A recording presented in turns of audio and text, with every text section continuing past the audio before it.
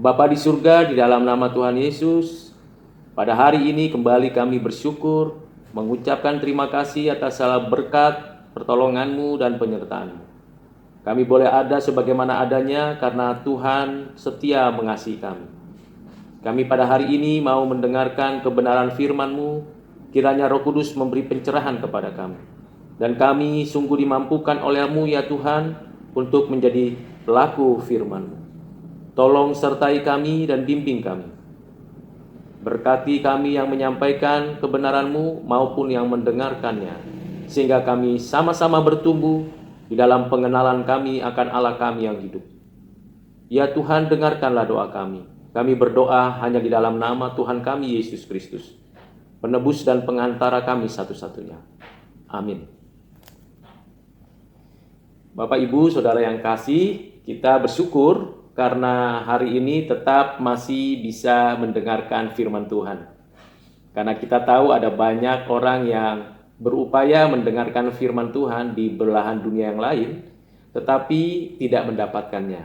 Karena memang kondisi dan situasi di sebuah tempat itu tidak memungkinkan. Saya tidak perlu sebutkan nama negaranya, nama tempatnya, tetapi memang banyak sekali tempat-tempat di mana firman Tuhan tidak bisa diperdengarkan.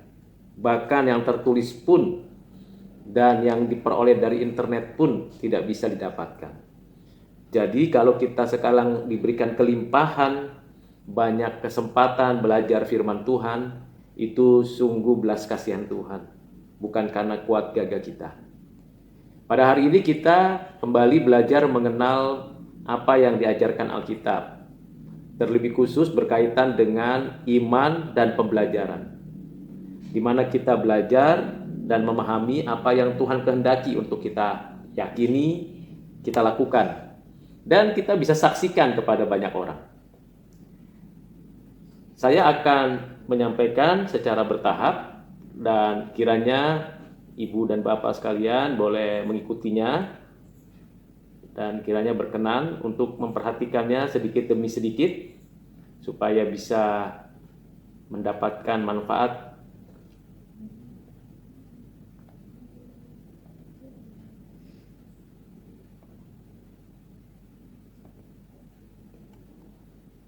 Kita tahu bahwa pembelajaran tentang ekonomi dan bisnis dalam perspektif Kristen itu tidak hanya satu kali pemikiran saja, tetapi ini satu kebutuhan, tetapi juga sekaligus satu tantangan.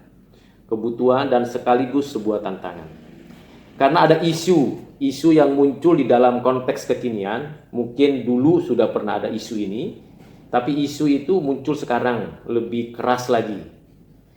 Misalnya bekerja sebagai kutukan. Jadi ada isu, rumor, mitos atau pemikiran yang mengatakan bekerja itu sebagai kutukan.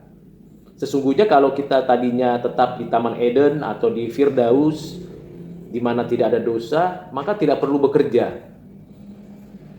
Pemikiran dan isu seperti ini tentu adalah hal yang tidak benar, tidak tepat, tidak sesuai dengan apa yang dinyatakan Tuhan. Isu kedua, isu kekinian, di mana degradasi sumber daya alam. Kita tahu sumber daya alam kita, baik di lautan, di dalam bumi, atau sumber daya hutan, itu mengalami degradasi atau pengurangan, penurunan. Dan akibatnya menimbulkan banyak permasalahan ekonomi dan bisnis. Permasalahannya antara lain antara kebutuhan dan yang diproduksi itu tidak mencukupi. Ditambah lagi dengan wilayah-wilayah atau daerah-daerah yang mengalami kesusahan, kesulitan air, tanah gersang, bahkan pencemaran lingkungan. Makin lama makin nampak ketidakmampuan manusia mengelola bumi. Namun di sisi lain, isu yang berikutnya adalah adanya kemajuan di dalam teknologi, di dalam berbagai dimensi yang tersedia. Begitu luar biasanya teknologi kedokteran, bahkan teknologi di bidang teknik, ya, di bidang biologi, ekonomi, kemajuan-kemajuan di bidang teknologi digital. Dan itu sangat bermanfaat bagi kita saat ini. di dalam masa pandemi. Tetapi di pihak lain ada kemunduran peradaban.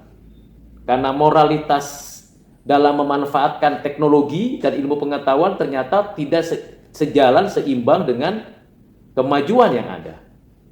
Dan ini sangat miris sekali. Bagaimana kemajuan teknologi digital justru semakin menunjukkan bobroknya moral manusia. Begitu banyak orang yang terlihat dengan jelas kejahatannya, tipu dayanya, dan hal-hal buruk lainnya.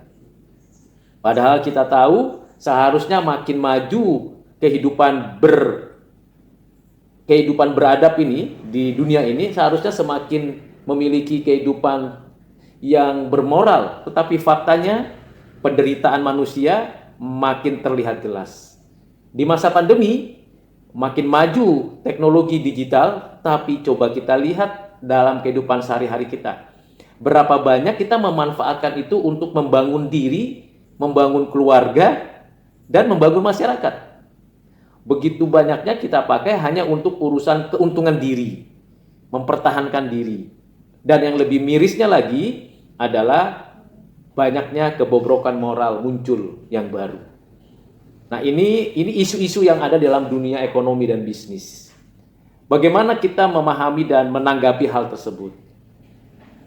Di dalam pengertian dan pemahaman kita sebagai orang Kristen, tentu kita memiliki cara pandang yang berbeda dengan cara pandang orang dunia. Kita memiliki sumber dan arah dari Alkitab. Maka itu kita perlu pondasi Alkitab. Supaya kita memiliki prinsip dari Alkitab itu. Apa saja yang perlu dan penting kita pertahankan, kita perjuangkan di dunia yang sudah dicemari dosa ini. Di tengah-tengah isu-isu yang benar-benar nyata dalam kehidupan kita. Karena firman Tuhan harus dapat dikontekstualisasikan dan harus bisa diterapkan dengan relevan di dalam konteks segala zaman, termasuk dalam konteks pandemi. Bagaimana kita menanggapinya? Lalu kita boleh mengajukan banyak pertanyaan diagnostik yang memberikan dorongan untuk kita makin maju, memikirkannya dengan tepat, sehingga kita tidak salah di dalam mengambil sebuah keputusan. Karena kebanyakan kita, mungkin tidak di antara yang mendengarkan, tapi kebanyakan dari sekitar kita itu tidak mempertanyakan ulang kembali hal-hal apa yang terjadi di dalam kehidupan kita. Mari kita lihat dari fondasi Alkitab, prinsip Alkitab, dan pertanyaan diagnostik ini. Dari fondasi Alkitab saya membacakan dari Kolose 3 ayat 17 dan 23. Dan segala sesuatu yang kamu lakukan dengan perkataan atau perbuatan, lakukanlah semuanya itu di dalam nama Tuhan Yesus sambil mengucap syukur oleh Dia kepada Allah Bapa kita. Ayat 23-nya, apapun juga yang kamu perbuat, perbuatlah dengan segenap hatimu seperti untuk Tuhan dan bukan untuk manusia. Ini adalah fondasi dasar yang dikaitkan nantinya dengan apa yang ada di dalam narasi Alkitab. Kita tahu di dalam narasi Alkitab ada 4 bagian besar dan penting, yaitu creation, fall, redemption, dan consummation. Seluruh ajaran Alkitab dalam cara pandang melihat realitas dunia ini, realitas kehidupan kita, realitas daripada keberadaan Allah yang kita sembah, kita puji, kita muliakan itu, kita lihat dari Alkitab memiliki pengertian adanya suatu kenyataan, ciptaan, kejatuhan, penebusan, dan kesempurnaan. Nah, ini adalah fondasi untuk kita memandang dunia ini. Jadi ketika kita melihat isu-isu ekonomi dan bisnis, maka kita harus tahu di posisi mana bisnis ekonomi yang sedang terjadi dalam konteks kekinian. Apakah memang bekerja itu kutukan? Apakah memang kondisi sumber daya yang mengalami degradasi itu menimbulkan kekacauan di dalam relasi, di dalam memanfaatkan berbagai sumber daya? Atau apakah memang kemajuan daripada peradaban manusia itu sekaligus juga pada saat yang sama muncul kemunduran? Nah, hal-hal yang sangat relevan dengan konteks kita, relate dengan kehidupan kita saat ini, perlu kita lihat dari cara pandang Alkitab. Maka kalau kita lihat dari creation, kita akan mengetahui bahwa segala sesuatu yang diciptakan Tuhan itu baik. Di dalam Kejadian pasal 1, jelas dikatakan bahwa segalanya diciptakan Tuhan sangat baik.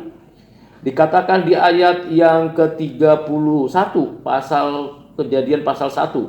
Maka Allah melihat segala yang dijadikannya itu sungguh amat baik. Jadilah petang dan jadilah pagi, itulah hari ke-6. Baik. Baik karena teratur. Baik karena ada keberbedaan tapi ada kesatuan. Baik karena harmonis. Bagaimana segala sesuatu itu ditempatkan pada posisinya, dan bagaimana semua teratur dan masing-masing diatur oleh hukum Tuhan, baik yang alamiah maupun yang moralitas, semuanya baik. Termasuk manusia yang diciptakan Tuhan, yang diberikan kemampuan akal, diberikan kemampuan berelasi dengan diri, dengan orang lain, dengan sesama, dengan alam, dan dengan Tuhan. Dan kemampuan untuk mengelola bumi ini, bekerja. Jadi itu memiliki tujuan yang jelas, yaitu untuk memuliakan Allah dan menikmatinya. Jadi bekerja itu bukan kutukan. Bekerja itu dari sejak semula itu adalah ibadah. Abadah. Di dalam Kejadian pasal 2 ayat 15 dikatakan, Tuhan Allah mengambil manusia itu dan menempatkannya dalam Taman Eden untuk mengusahakan dan memelihara taman itu. Mengusahakan dan memelihara taman itu. Itu artinya abadah, ibadah. Jadi Bapak Ibu Saudara yang kekasih di dalam Kristus, kita bersyukur karena cara pandang Tuhan melihat semesta alam, melihat bumi, melihat kita itu, bahwa apa yang kita kerjakan itu adalah ibadah. Bukan kutukan.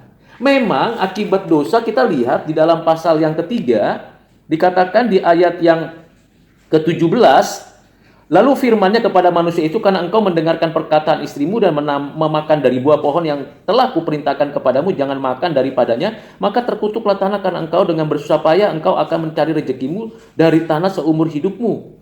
Akibat dosa, selain kita mati rohani dan akan mati secara fisik, dan kalau tidak percaya kepada Tuhan akan mati secara kekal, namun kita juga mengalami kesusahan dalam bekerja. Bukan berarti karena susah kita cari kerja, susah kita bekerja, berangkat pagi, pulang petang, atau ada yang berangkat malam, pulang pagi, atau pagi sampai pagi lagi kerja untuk mendapatkan berkat rezeki yang dari Tuhan melalui usaha kerja kita.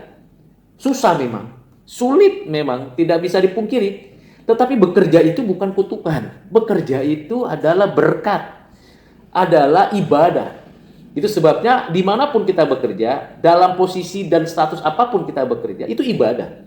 Ibadah kepada Tuhan yang hidup, ibadah yang sungguh-sungguh bersandar kepada Tuhan. Yang kedua, di dalam karya penciptaan Tuhan, produktif. Produktif artinya apa yang diciptakan Tuhan itu ada multiplikasinya, produktif. Dia tidak berhenti stuck di sana. Dia bertumbuh, bertambah. Misalnya saya bacakan di sini, dikatakan bahwa di pasal yang ke-1, di ayat yang ke-11 misalnya, berfirmanlah Allah, hendaklah tanah menumbuhkan tunas-tunas muda, tumbuh-tumbuhan yang berbiji, segala jenis pohon buah-buahan, dan menghasilkan buah yang berbiji, supaya ada tumbuh-tumbuhan di bumi. Terus mengalami produktivitas. Ini fakta. Dan Tuhan memberitakan manusia juga apa? Untuk beranak cucu bertambah banyak, menguasai bumi. Produktif. Nah, kita sebagai penata layan, dari awal settingnya Tuhan untuk kita itu penata layan, stewardship, menata seluruh bumi ini dengan baik, sesuai dengan rancangan Tuhan, menggali temukan potensi yang ada di alam dengan kekuatan akal budi kita, dengan prinsip moralitas yang baik, benar, adil, lalu kita boleh mengelola bumi. Tetapi kenyataannya kita jatuh dalam dosa. Itu kenyataannya. Sehingga muncullah perkataan-perkataan dalam isu ekonomi dan bisnis. Wah, kerja itu susah, memang kutukan. Muncullah strata-strata sosial ekonomi. Itu akibat dosa. Bapak Ibu yang kekasih di dalam Kristus, kita memang sudah berdosa. Namun di dalam kehidupan kita berusaha dan berjuang, tetap ada providensia Allah. Kita tahu bahwa Tuhan memelihara, menjaga, menopang kita dalam segala sesuatu yang dinyatakannya bagi kita. Faktanya memang ada penderitaan, ada kemiskinan, Bahkan di dalam dunia bisnis ada yang mengeksploitasi orang lain, memperbudak orang lain. Di dalam Alkitab jelas dinyatakan bahwa ada orang-orang yang berupaya dengan kuasanya, kekuatannya, mengeksploitasi dan memperbudak orang lain. Misalnya bangsa Israel diperbudak di Mesir. Dan itu ada di dalam konteks keberdosaan. Namun di tengah-tengah persoalan keberdosaan manusia, di mana manusia begitu menderita, bekerja di bumi, di tanah yang dikutuk Tuhan. Bersusah payah memang, tetapi kita harus menyadari bahwa Tuhan tetap memberikan kapasitas, kebebasan, dan kemampuan untuk mengelola bumi ini. Beranak cucu, bertambah banyak. Misalnya kita lihat di dalam Kejadian pasal yang keempat, di ayat yang ke-20, 21, dan 22 dikatakan demikian. Lamek mengambil istri dua orang, yang satu namanya Ada, yang lain Zila. Ada itu melahirkan Yabal, dialah yang menjadi bapa orang yang diam dalam kemah dan memelihara ternak. Nama adiknya ialah Yubal, dialah yang menjadi bapa semua orang yang memainkan kecapi dan suling. Zila juga melahirkan anak yakni Tubal-Kain, bapa semua tukang tembaga dan tukang besi. Adik perempuan Tubal-Kain adalah Naamah. Di sini jelas sekali bahwa di tengah keberdosaan manusia yang sudah jatuh, terpisah dari Allah, berada di dalam penghukuman, tetap ada providensia Allah. Dengan segala belas kasihan, anugerahnya secara umum, manusia mampu membuat segala sesuatu dari sumber daya yang ada, sumber daya alam maupun kapasitas yang ada pada dirinya. Bahkan di tengah-tengah kejahatan manusia yang ingin meninggikan diri, misalnya di dalam Kejadian pasal 11, manusia yang ingin meninggikan diri membuat menara dari batu yang tergala-gala. Dan kita tahu kemampuan teknologi tradisional ini memberikan petunjuk kepada kita bahwa manusia tetap dijaga, dipelihara oleh Tuhan. Namun di pihak lain, ada pengusaha, ada owner, ada pemilik modal, ada orang-orang yang memiliki kemampuan untuk berbisnis, berekonomi, bahkan memiliki posisi dan jabatan tertentu, mengeksploitasi, memperbudak orang lain yang harusnya kita menjadikan sesama kita mitra kerja sebagai penata layan, menata bumi ini supaya harmonis, indah, dan dapat kita nikmati sejahteranya. Namun demikian, kita menyadari bahwa memang manusia di dalam dosa suka mengeksploitasi diri, suka memperbudak diri, dan juga memperbudak orang lain atau mengeksploitasi orang lain. Seluruh sumber daya dieksploitasi, dibawa, diambil, digerus tanpa ada rehabilitasi, reboisasi, atau perbaikan sumber daya alam. Lautan tercemar oleh berbagai macam sampah, termasuk sampah plastik. Hutan-hutan dibabat habis dan tidak ada penanaman kembali. Penggunaan air yang berlebihan, penggunaan listrik yang tidak terkontrol. Bahkan banyak hal perbuatan-perbuatan manusia di tengah-tengah keberdosaan itu, pekerjaannya betul-betul melakukan pemberontakan kepada Tuhan dan tidak hidup benar, tidak hidup beres, tidak hidup takut akan Tuhan. Ini kenyataan, ini realitas. Berbisnis pun hanya untuk mencari keuntungan diri dan merugikan orang lain dengan tipu daya. Apalagi di zaman digital ini kita tahu, ada banyak tipu daya, dusta, berita-berita bohong, baik melalui media cetak, media elektronik, media sosial, dijadikan sebagai sarana dusta untuk bisnis. Bisa kita lihat, kita alami, kita rasakan di hadapan kita, di depan kita saat ini. Bahkan di dalam konteks pandemi ini pun, ada orang yang membisniskan penyakit orang, kesusahan orang, penderitaan orang. Bagaimana kita melihat dan menyikapinya sebagai orang Kristen, sebagai orang percaya di tengah-tengah dunia yang fana ini? Karena itu Bapak Ibu Saudara yang kekasih di dalam Kristus, kita memang bisa jadi putus asa. Sekalipun kita sudah berjuang. Ada orang yang sudah berjuang begitu rupa sebagai petani, nelayan, peternak, pedagang, di kantoran, di usaha-usaha jasa dan sebagainya. Namun hidupnya terus menderita, susah, tidak berdaya, tidak mampu.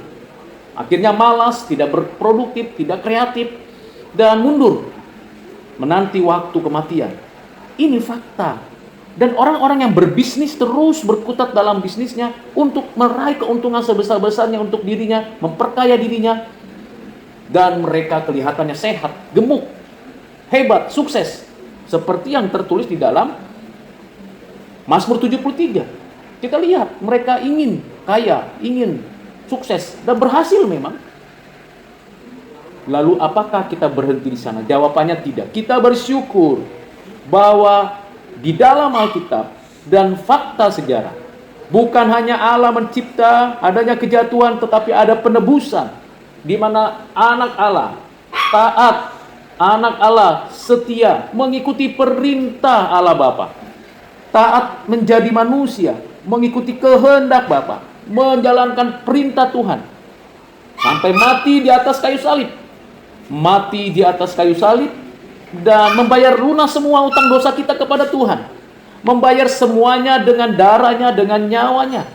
Dan kita beroleh hidup yang baru, hidup yang diperbarui, dipimpin oleh Roh Kudus. Kita mencontoh apa yang dikerjakan Kristus, mulai dari dalam kandungan sampai dalam pelayanannya, kematiannya, kebangkitannya, penampakannya, kenaikannya, dan kedatangannya kembali. Dia sungguh menyatakan penebusan kepada kita secara sempurna. Dan hanya orang-orang yang memiliki hidup di dalam Kristus mempunyai kepekaan melihat bisnis dengan tepat. Mengapa? Berarti dengan kita ditebus oleh Kristus, bukan bicara soal saya masuk surga dan terima hidup kekal nanti di langit dan bumi yang baru, tetapi saya juga harus menebus hidup saya. Saya harus menaati regulasi yang dari Tuhan, bahkan mungkin dari pemerintah, dan berupaya mentransformasi regulasi itu dengan baik di usaha saya, di bisnis saya. Saya harus berani membayar harga. Hidup yang diperbaharui dalam bisnis saya memperhatikan orang lain, memanusiakan manusia. Jadi kalau kita punya asisten rumah tangga, driver, atau juga mungkin tukang kebun kita, atau juga anak buah, staf bawahan kita, atau orang-orang yang bekerja di bawah kita, sesungguhnya semuanya itu adalah mitra kerja kita. Mereka tidak boleh diperbudak, mereka tidak boleh dieksploitasi untuk kepentingan kita, keuntungan kita, bahkan untuk kemauan kita. Kita harus memanusiakan manusia dan mentransformasi hidup mereka, mensejahterakan mereka dengan penuh sukacita. Andaikan kita berada pada posisi seperti mereka, mungkin seperti saya berada di dalam sebuah konteks kehidupan perusahaan, ya saya harus berjuang bekerja, meredempsi diri saya dengan saya bekerja mentransformasi orang-orang di sekitar hidup saya. Mungkin orang-orang yang ada dekat saya, keluarga, kerabat, saudara, teman-teman yang memerlukan transformasi di dalam kehidupan perekonomian bisnisnya. Jadi kalau kita punya bisnis, mari kita bisnisnya itu adalah bisnis memang untuk memanusiakan manusia sehingga mensejahterakan mereka. Karena kesejahteraan kota, kesejahteraan penduduknya, kesejahteraan orang lain itu dimulai dari kita mau membayar harga dengan lunas. Seperti Kristus. Dan kita harus tahu panggilan kita dalam bisnis ini, dalam bekerja ini, dalam berekonomi ini adalah panggilan yang mulia.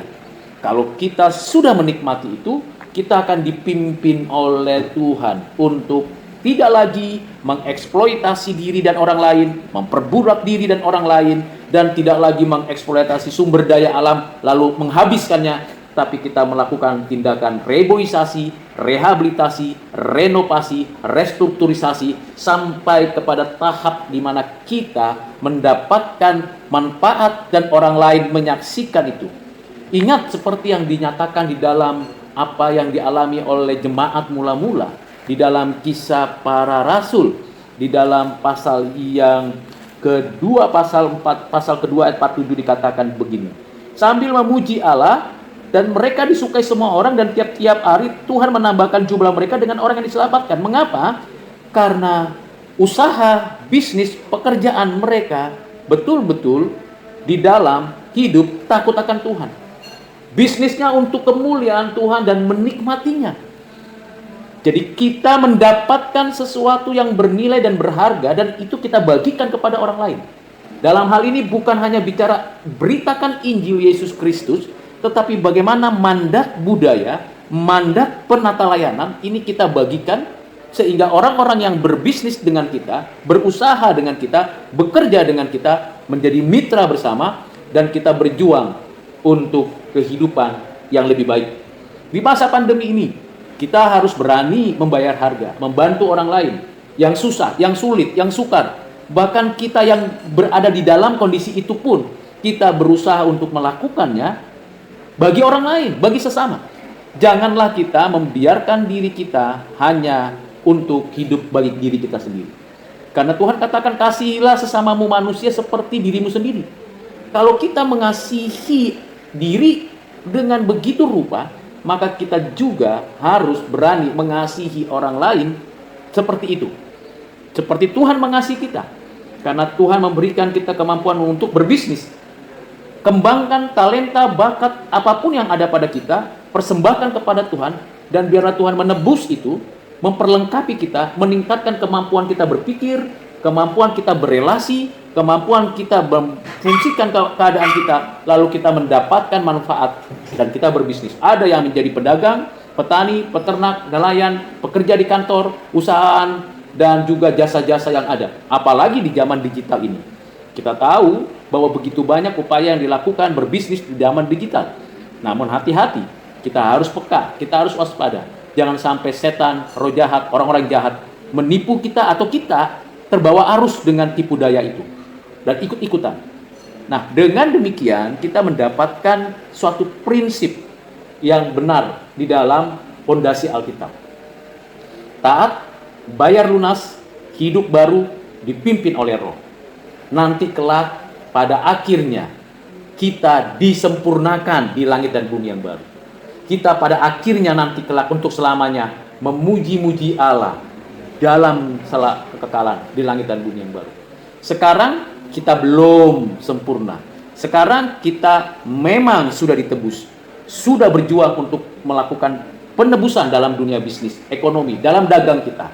Kita mencoba untuk memperbaiki strategi, mencoba untuk memperbaiki distribusi, mencoba untuk memperbaiki produksi-produksi yang ada, melakukan satu penelitian, observasi, lalu melakukan inovasi-inovasi baru di dalam berbagai bidang, lalu kita bekerja dengan keras, namun tetap harus sadar bahwa semuanya masih terbatas dan tidak sempurna. Pasti ada kemungkinan-kemungkinan yang membuat kita gagal, jatuh, kurang, lemah, terbatas. Namun dengan harapan bahwa nanti kita akan disempurnakan di sana. Dan pekerjaan kita di sini yang sudah ditebus oleh Kristus, bisnis kita di sini itu akan berlanjut di langit bumi yang baru. Tidak berhenti di sini. Tidak berhenti hanya sampai pada batas apa yang kita pikirkan saat ini. Karena itu Bapak Ibu Saudara yang kekasih dalam Kristus, dengan demikian kita mendapatkan kelengkapan bahwa kita dimampukan membuat segala sesuatu yang baik, yang produktif bagi kemuliaan Tuhan sebagai penata layan. Di tengah-tengah keberdosaan manusia dan keterbatasan kita, tetap ada pemeliharaan Tuhan, dan kita yang sudah ditebus oleh Kristus terus berkarya, terus produktif, dipimpin oleh Roh untuk berbisnis, memanusiakan manusia, menikmati kesejahteraan hidupnya, sampai pada akhirnya kita berada di langit dan bumi yang baru. Kiranya apa yang sudah kita mengerti ini, kita masuk ke dalam prinsipnya. Sebelumnya kita akan dengarkan beberapa contoh penting berkaitan dengan hal itu. Mari kita teruskan pembahasan ini sampai kita mendapatkan keutuhan dari apa yang kita pelajari pada hari ini. Bahwa pada masa pandemi ini dia harusnya memberhentikan semua karyawannya. Dia bekerja di bidang semacam tempat untuk bisa berekreasi, lalu di situ ada berbagai tempat yang bisa memberikan memberikan makanan, minuman, segala macam. Dia atur semuanya itu. Dia punya keuntungan yang sangat sedikit. Tapi supaya daya tahan daripada pekerjanya hampir 20-50 orang ini, walau kecil usahanya, dia bilang, keuntungan saya 1 tahun itu saya bagikan untuk gaji mereka, supaya mereka tetap bertahan hidup dan tidak diputus pekerjaan. Saya bilang ini kesaksian yang luar biasa, karena di tengah pandemi banyak orang melarikan diri dari tanggung jawab itu. Seperti Kristus yang mau bayar harga untuk melayani. Dalam dunia bisnis juga bisa dilakukan. Berani bayar harga. Karena kita sudah ditebus. Jadi penebusan Kristus itu bukan hanya penebusan saya selamat masuk surga, just it. Itu bisa dikatakan tidak keutuhan daripada penebusan Kristus. Memang kita perlu berjuang karena ada regulasi yang harus kita perhatikan, ada efek dosa yang harus kita pertanyakan. Dan nantinya kita tahu dalam Alkitab bahwa ada langit dan bumi yang baru. Kita lebih daripada pemenang. Di sana kita memuliakan Tuhan. Nanti di sana penuh pengharapan sekarang.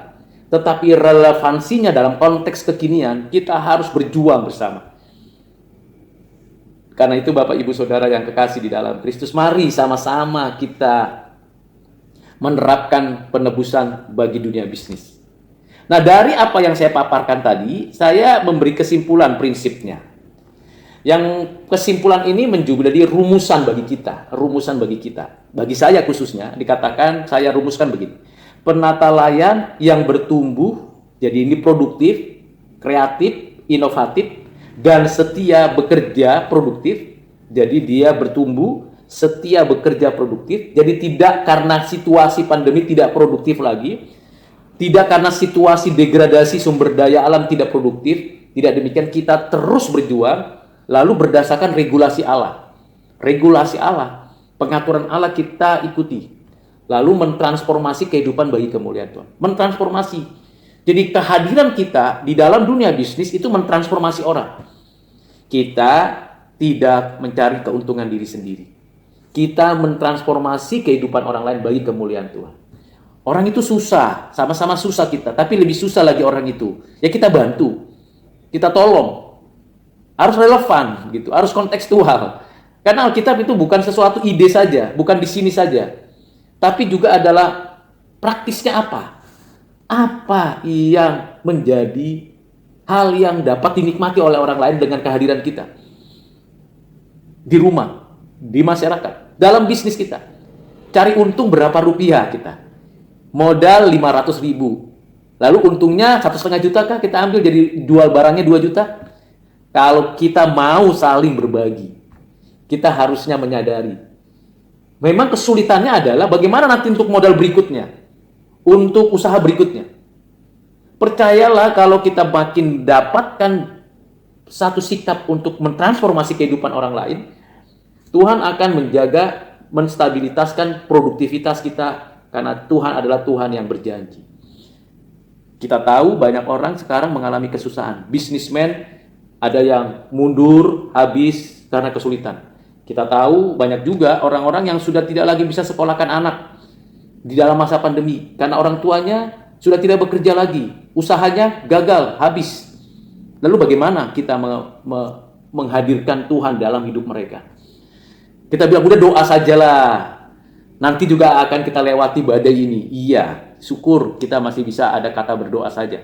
Tapi kita tahu, mereka lagi butuh makan, mereka butuh sekolah, mereka, anak-anak mereka butuh pendidikan. Kita hanya berkata doa saja. Bukankah sebaiknya gereja, kita orang percaya, berbagian dalam bisnis? Jarang sekali gereja mau berbagian dalam bisnis. Nah, pertanyaannya yang saya rumuskan adalah begini. Pikirkan dengan benar agar setiap bisnis mampu menghadapi segala tipu daya si jahat dan dosa. Kita harus pikirkan ini. Bagaimana semua bisnis kita itu mampu menghadapi segala tipu daya si jahat dan dosa. Karena dosa, si jahat akan menarik kita menuju kepada ini. Kepada bagian di mana kita mengalami penderitaan demi penderitaan, eksploitasi demi eksploitasi, perbudakan demi perbudakan, bahkan regulasi-regulasi dari pemerintah kah, dari tempat di mana kita bekerja kan. Kita harus pikirkan, jangan-jangan di sana ada tipu daya si jahat. Kita doa, kita mohon anugerah Allah supaya Tuhan berbelas kasihan dan menata lagi hidup kita dan hidup di mana kita berusaha, dan itu sekaligus sebagai kesaksian. Tanyakan, pikirkan, renungkan, bagikan. Sehingga betul-betul apa yang Tuhan rancang untuk kita, yaitu apa? Menikmatinya. Memuliakan Allah dan menikmatinya, itu betul-betul kita rasakan setiap hari. Sulit, tidak mampu, dan sering gagal, itu seringkali jadi ucapan kita. Keluh kesah, tidak punya power, itu menjadi keluh kesah kita. Umumnya, mungkin termasuk saya. Tapi kita harus terus bekerja. Sama seperti Tuhan mengatakan, Bapakku bekerja sampai hari ini, aku pun bekerja. Jadi tidak ada yang tidak mungkin. Bahkan dinyatakan bahwa di dalam Roma pasal 8 ayat 28, Allah turut bekerja dalam segala sesuatu untuk mendatangkan kebaikan. Turut bekerja. Intervensi Allah dalam bisnis kita, dalam usaha kita, perlu dan penting kita terus mohonkan setiap hari. Ya Tuhan, dalam masa pandemi ini, kami hanya minta belas kasihan-Mu. Beri kami setia bekerja. Beri kepada hati kami untuk tetap menaati regulasi-Mu. Beri kepada kami sikap dan tindakan untuk mentransformasi kehidupan orang lain. Dan biarlah kami peka terhadap tipu daya si jahat ini. Dengan segala macam caranya. Agar kami betul-betul menyaksikan Tuhan di dalam bisnis saya. Kita doa seperti itu. Dengan demikian kita boleh menyatakan, saya memang orang Kristen. Mari kita berdoa. Bapa di surga, kami bersyukur untuk kebenaran-Mu, di mana kami harusnya berkata dan bertindak, berbuat dan berbisnis untuk kemuliaan nama-Mu, bagi-Mu. Dan seringkali kami tidak mengaktifkan rasio, kekuatan, relasi untuk mengerjakan sesuatu secara produktif. Tolong kasihani kami, tolong pimpin kami, tolong bimbing kami ya Tuhan, agar kami memanusiakan manusia di sekitar kami dan diri kami, supaya kami tidak mengeksploitasi diri kami dan orang lain. Dan kami yang sudah ditebus oleh-Mu ya Tuhan, ajar kami bayar harga untuk mentransformasi banyak orang. Berilah damai sejahtera-Mu kepada kami ya Tuhan, dan sukacita yang penuh untuk kami menjalankan usaha dan bisnis kami. Baik kami lakukan sendiri maupun di dalam konteks kolega kami. Biarlah Tuhan memberkati kami dan menyertai kami. Di dalam nama-Mu Tuhan Yesus kami berdoa, bersyukur. Amin.